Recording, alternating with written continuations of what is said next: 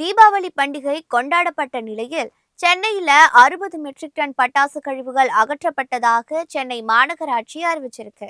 தமிழகம் எங்கிலும் தீபாவளி பண்டிகை உற்சாகமாகவும் கோலாகலமாகவும் கொண்டாடப்பட்டது. புத்தாடை அணிந்து பலகாரங்கள் செய்தும் பட்டாசு வெடித்தும் உற்சாகமாக மக்கள் கொண்டாடி மகிழ்ந்திருக்காங்க. இந்த பண்டிகையின் சிறப்பம்சமே பட்டாசு தான். ஆனா சென்னையில 3 நாட்களாகவே பட்டாசு சத்தம் தொடர்ந்து ஒலித்துக் கொண்டே இருக்கு. சென்னை முழுவதும் வெடிக்கப்பட்ட பட்டாசுகளின் கழிவுகள் தூய்மை பணியாளர்கள் மூலம் அகற்றப்பட்டு வருது. நேற்று மாலை 6 மணி வரை மட்டுமே 60 மெட்ரிக் டன் பட்டாசு கழிவுகள் அகற்றப்பட்டதாக சென்னை மாநகராட்சி அறிவிச்சிருக்கு. அதிகபட்சமாக ஆலந்தூர் மண்டலத்துல 6.89 மெட்ரிக் டன்னும், பெருங்குடி மண்டலத்துல 6 மெட்ரிக் டன் கழிவுகளும் அகற்றப்பட்டிருக்கு. மீதமிருந்த பட்டாசு கழிவுகளை இரவோடு இரவாக அப்புறப்படுத்தப்பட்டிருக்கு.